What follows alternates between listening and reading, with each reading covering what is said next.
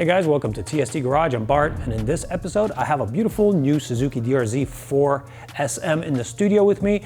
The installation flow that we're going to show you today in this video will be applicable to the SM and the S model, which are Supermoto and Dual Sport respectively.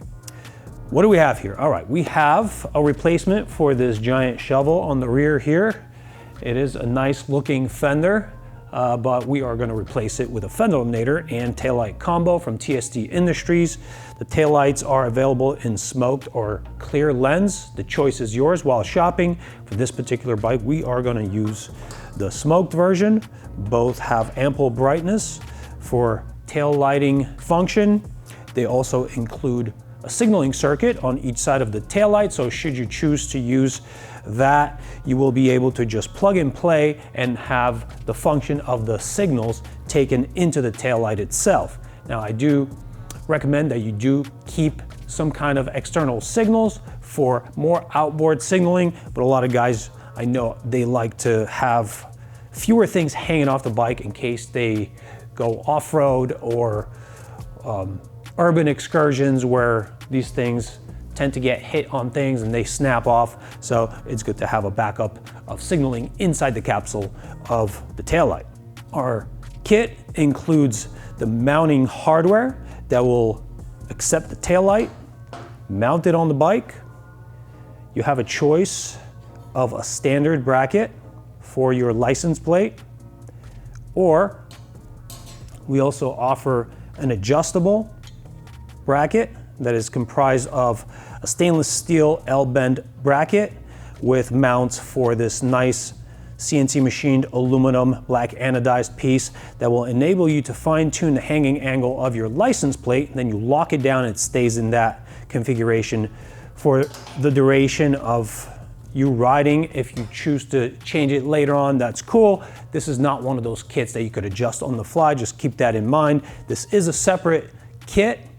You could choose the system with this bracket or with this bracket. We don't make you buy extra parts. However, in this installation flow, I will only be portraying this bracket. We have a separate video instance to show you how to install that on all of these setups that we offer for this taillight. Like I said, it is a plug and play connection. All factory connectors are present on the sub harness. You just snap the sub harness into the harness of the light and this will connect to the bike, no sweat. We do also supply you guys with 2 caps made of rubber. They go into frame tubing here under the tail. When we take off the fender assembly, that exposes those tubes and rain and grime can get in there and sit in there and corrode your stuff. So we will cap that off. That is also included in the kit. We do have this little foam damper for top of the tail light so that the plastic of the tail will not abrade the lens on top here from vibrations. So like you can see, this is an all-inclusive kit. This kit, however, does not include license plate light. That is because some guys just don't run a license plate light. So if you do want to include a license plate light, we do offer one. You just drop it in the cart along with this kit, and I will show you how to install that because some guys do want to install that. So I will contain that within this video as well. Now, if you are using the signaling on board the tail light, that draws a lot less current than the signaling system that comes on the bike.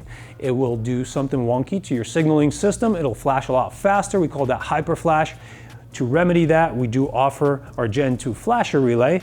That is a plug and play component, and it's also adjustable. You can adjust the flash rate if you choose to do so. We supply these at 85 cycles per minute. That is the OEM rate, but our separate flasher relay installation video will instruct you how to plug that in on the left forward side of the bike and how to configure a flash rate should you choose to do so. So if you want to see that video, that is a separate video on our YouTube channel. Check it out. I'm pretty much done yapping here. I'm really amped to show you guys how to configure this and then bring it over to the bike, strip down the bike, and then mount this on the bike. It's gonna look great. It's gonna take away some of this bulk here. It's gonna make the bike look really sporty. Let's get going. All right, let's pre-configure our setup here, and then we're gonna take that to the bike and install it there. Like you saw me do in the intro, I already snapped the sub-harness onto the harness here. I'm gonna take the wire tie off of the harness and stretch it out. Now, here on the backside of the enclosure, we have 3 holes that accept these self-threading plastide screws. They are meant for thermoplastics. They form their own thread and lock it in place so they won't vibrate out. If you are using this standard bracket, you'll align it like so here. If you are using the other adjustable setup, it's basically the same thing as far as alignment and steps beyond. You're just gonna have to watch the other video to see how to configure that setup for this step. As you can see here, there is a set of slots here in place that will overlap. Those guide the wire from the outside to the inside, like so. And that just caps with the light. So the sandwich looks like this. You have your mount bracket that goes on the bike, you have your license plate bracket, and then you have your tail light. I'm going to align the 3 holes I mentioned before. And using a Phillips head screwdriver, we are going to start the thread into each one of those locations. So I start the thread and go almost to the bottom, but I do leave just a little bit of adjustability for the last step. This mount bracket is actually slotted in those locations, so we'll be able to adjust the height of the tail light to the tail. And if you ever find yourself with the distance between the tail fairing and the tail light too tight, too loose, not even, because of the screws that you're going to loosen from underneath and then reconfigure it and then tighten it down. So you could always accomplish, even post installation, you could accomplish a fine tune of how this thing hangs on the bike. So like I said, I left a little bit of adjustability on this particular bike. In the R&D phase, I really liked how the tail light looks when it's pushed down in the slots. So I'm going to push it down. That's going to produce about a 4mm gap between the aft section of the tail fairing and the top of my lens here. I like that gap there. Choice is really up to you. I do not recommend having contact there because abrasion will form on top of the lens. So I'm going to start here, and I may need to adjust a little bit later. So here I just tightened down all the way to the bottom and just gave it like maybe 5 degrees of a extra locking turn. You don't want to overstress these locations because you're forming thread into thermoplastic. This is an engineered system for locking that thread in place, but if you do overstress it, you will weaken those areas, and we don't want to do that. All right, so this is now locked in place, and technically we could transfer it to the bike and then apply this there, but we do have a nice guide here to butt up the foam element again. So I stripped off the masking, and I'm going to put that right in the center, right up against that ridge here, and that will prevent the fairing from hitting this a whole bunch. It'll be damped against this, so it'll be less likely to form an abrasion line here at the aft section of this lens. You can see to my left, your right, that we've provided some zip ties. So these two will be used on the bike when we do the final wiring and bunch it up and want to manage those wires. This one will be for the purpose of passing through these 2 slots here, like so, and fixing the wire from the tail light to the bottom of this bracket.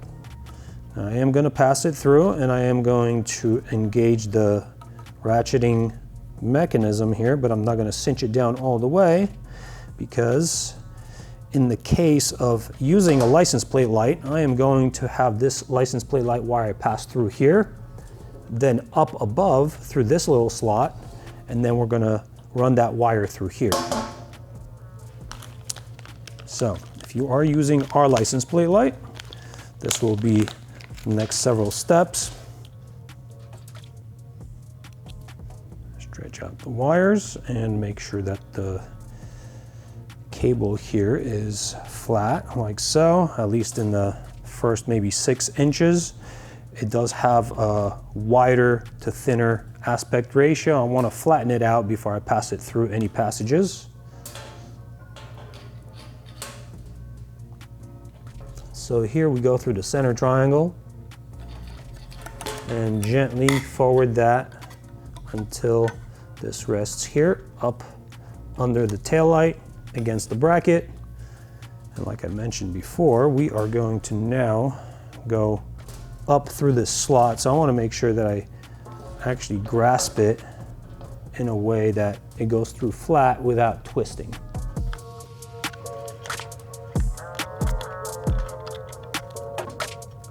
All right, it's looking pretty good. We just have a short run from the license plate light to the slot, and then up top, going to pass it through that wire tie. And at this point, I am going to tighten it up a little bit more, but I am not going to cinch it down all the way. I want to preserve that last step for when we're on the bike. I want to make sure that I could still deflect all of these wires out of the way and they're not locked down in their final configuration until I have all the fasteners in and everything is kosher.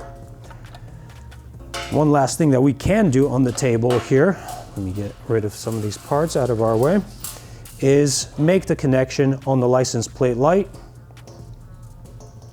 So we are going to want to connect this license plate light to the blue and the black wire on this section of wire. I like to have it more closer to the tail light and not closer to the bike. It just makes the whole thing a lot easier for me.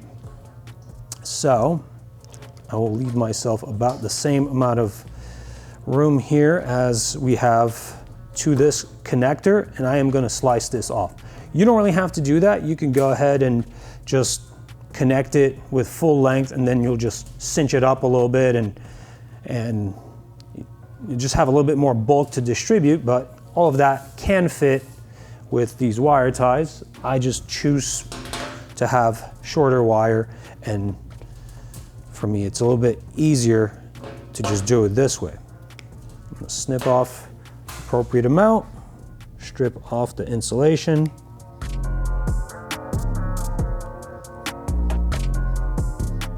So the outer shielding here protects the inner wires. I do not like to have a lot of that wire exposed, so I'm just gonna do a minimal strip here. And then I like to have about 6 millimeters of wire exposed past the end of the insulation of each individual wire. I will twist them up.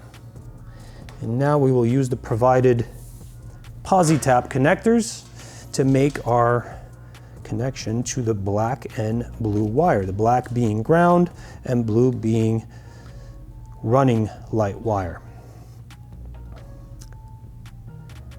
I have taken off the larger diameter portion of this connector. It does expose a slit that fits over the wire you are connecting into. At that point, you will be screwing this entire element onto that. If you notice here, there is a tiny piercing element that pierces through the wire insulation and makes your connection for you. I'm going to make that tight, but not so tight that you squish and strain the wire. Now we'll take off the smaller diameter cap and feed the wire that we want to connect into here, which is red, through the non-threaded side to protrude out of the threaded side, like so. And then the threaded side goes in with the wire. We apply positive pressure on that wire so that it remains in place until this cap clamps it. Once we tighten that down, give it a little tug test, and that's good to go. I'm going to repeat that on the black wire. But on the black wire, I'm going to stagger the connector a little bit so that we don't have a stack up of bulk.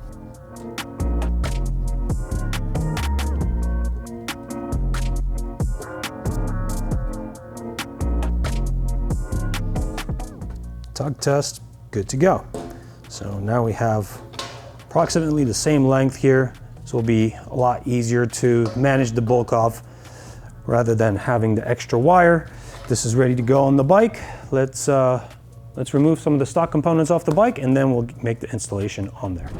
In this step, we will take off the license plate off the bike and we will retain the license plate holding hardware for use with our new kit.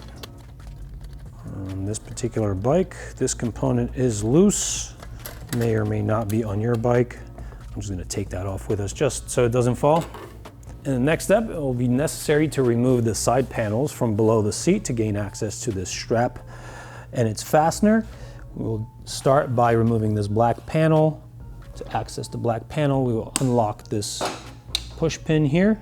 Whenever I take one of these push pins out, I reset it into its ready to lock configuration. Prying up from the bottom upwards, clear out all of the interference geometry clips, and then there is a long tab here. It comes out really easy. I'm going to grab an 8mm socket, remove these 3 fasteners, and then this will come out. When these fasteners are removed, the shoulder washers that enable the fastening of this panel do come out also, so be careful how you remove those. You don't want to lose them.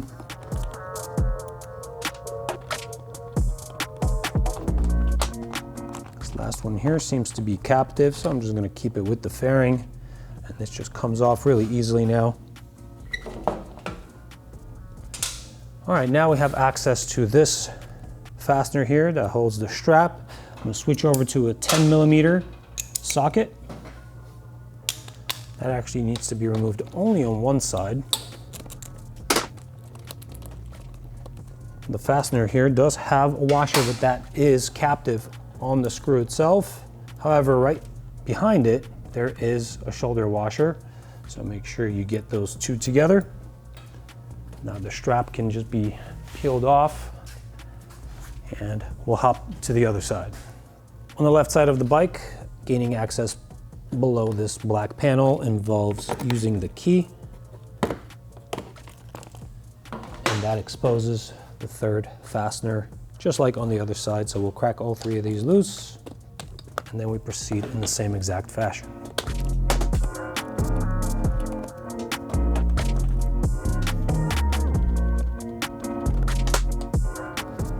On this side we do have a friction fastener here, so we just need to pry straight out and that just clears out just like that. We do not need to take this off at this point. It's going to be self-captive here. The seat will come up and then we will rock, pivot, and pull backwards. That clears it out of this lock and also clears this out from a tab here on the tank. At this point, we will be removing this screw and its matching nut on the bottom. Top fastener is a 5mm Allen, bottom is 10mm socket. Keep those 2 together so they don't migrate. Now I'll be able to pry up on this once we remove some more screws from the bottom, and then we'll gain access to the wiring. So let's now jump to the bottom. I'll show you what to take off from there. In this step, we will be removing these 2 fasteners using a 4mm Allen.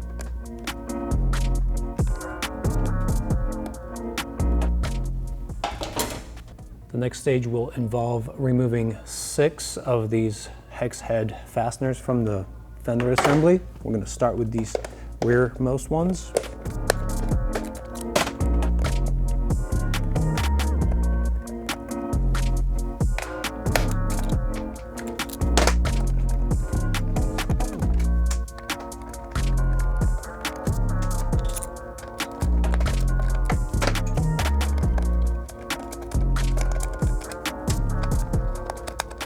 Now it'll be necessary to support the fender by hand so that it doesn't just drop off and yank on the wires.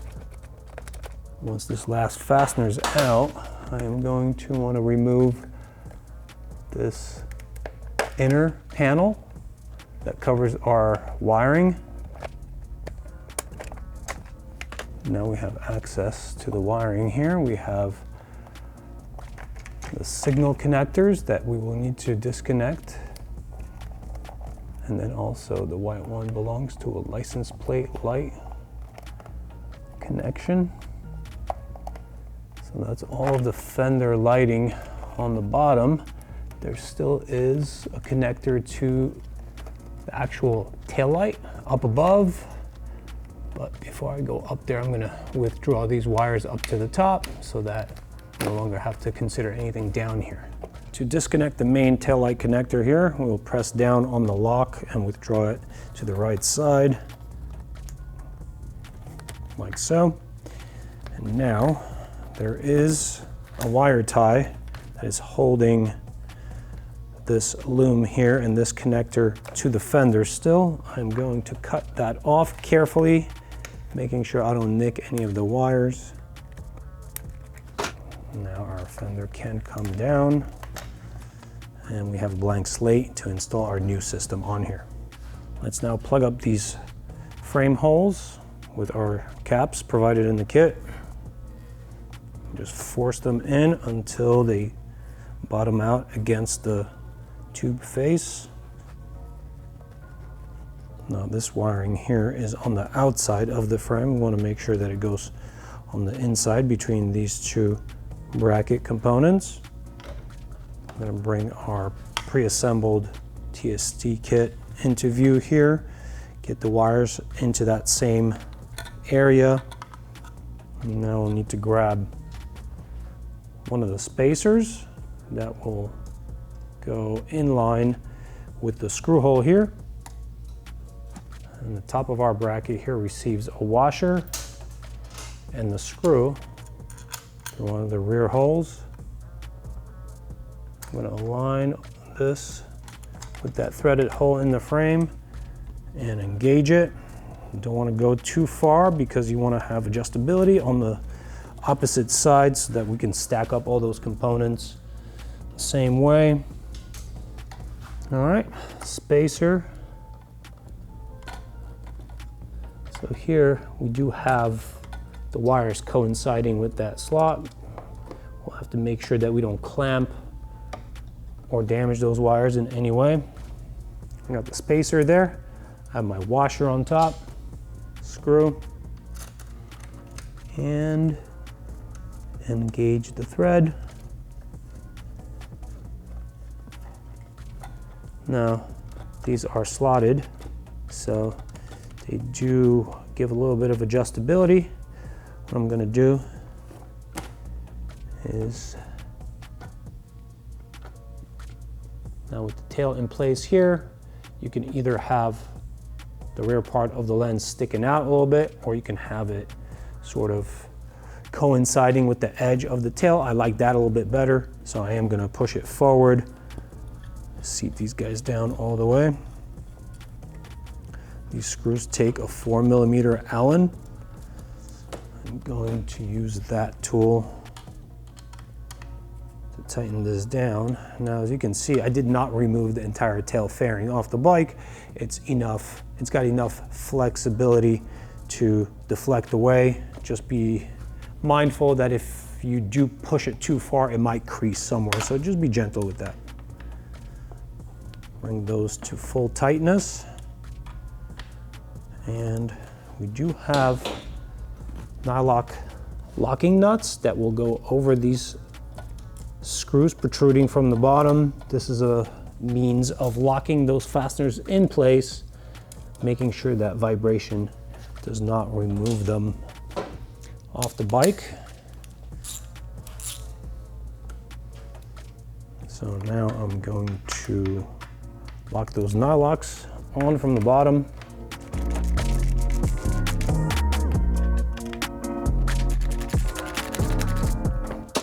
All right, everything's looking pretty good. Now it's time to plug our equipment in and test the function before we go any further.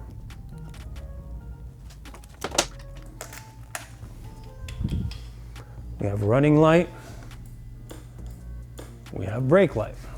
I'm going to turn on one of the signals and make sure I get my connectors correct.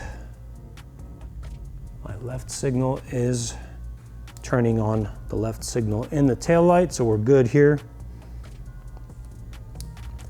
The license plate light wiring connector for the OEM setup will remain not connected for this particular setup, and now I'll just work on wire bulk management.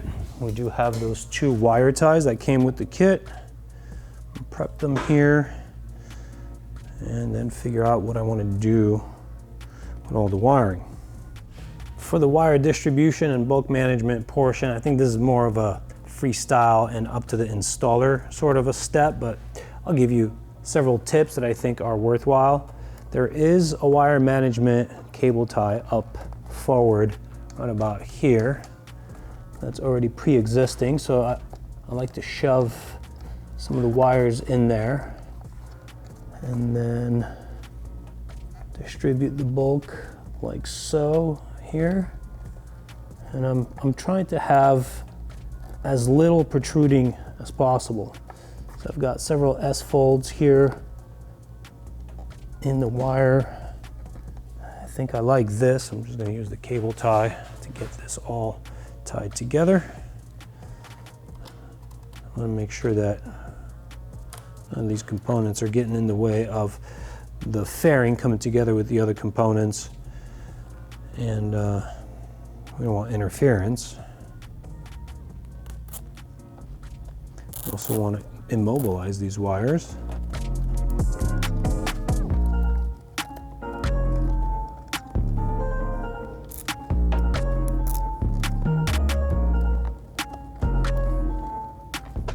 It's looking pretty sleek here. All of the wires have been immobilized. So I'm just going to cut off the excess after tightening it. Now I'm just going to make sure that this license plate light wire is at the appropriate tightness here. And then tighten this down. That's all looking good. I had a box in here just holding the tail up for me. Now when we put it down and apply pressure to where the screw would be, everything is lined up, everything looks good. I'm happy with this install. I'm gonna go ahead and start putting some of the fasteners back in. We can actually start with this threaded connection here.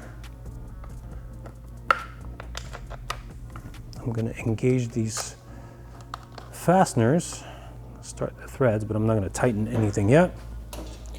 There are 2 of these screws that we took out of this location here in the fender from underneath. Those are going to be reused with our system here. They are stepped. The steps are meant to go through our new bracket and into the threaded components that are on the tail fairing. You engage those, and then using a 4mm Allen, you're going to advance those almost to the bottom, and you'll have to move this fairing around until the steps in the screws actually fit into that bracket. All right, once they're seated down, you can go ahead and bring them to full tightness. And now I'm going to grab a 10mm socket and a 5mm Allen. I'm going to bring this to full tightness.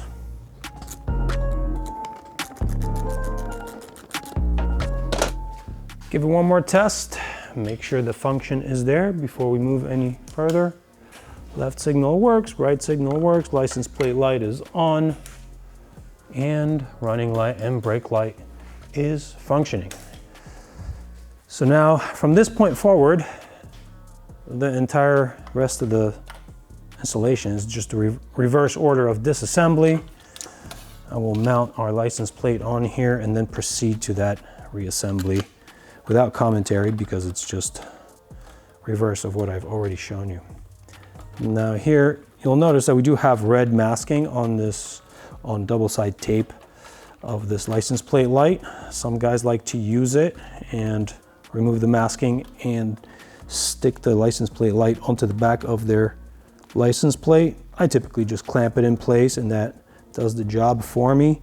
If you do end up noticing that you've done that and then it starts moving around because your bike vibrates a lot more than most, then you could always back up a step and use the double stick tape.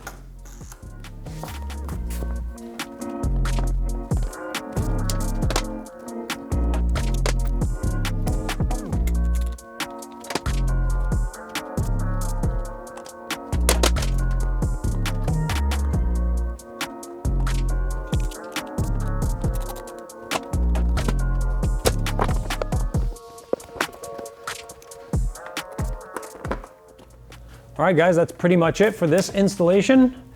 It took me about 25 to 30 minutes to complete this without any special tooling, and it was mainly just turning some screws, so no big deal. We did end up with a really nice tail end here. The bike is sleek and sexy. I did want to point your attention to one detail.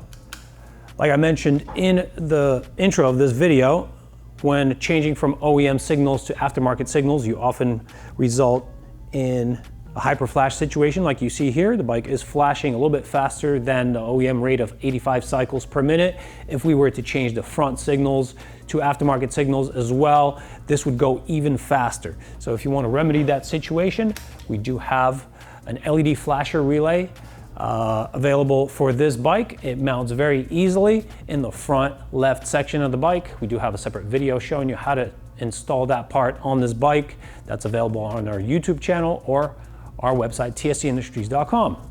Our website as well, you'll also find a lot of parts for this bike that we offer already and will offer in the future, as well as for other bikes that you may have in your stable. Thank you for watching. I'll see you guys in the next one.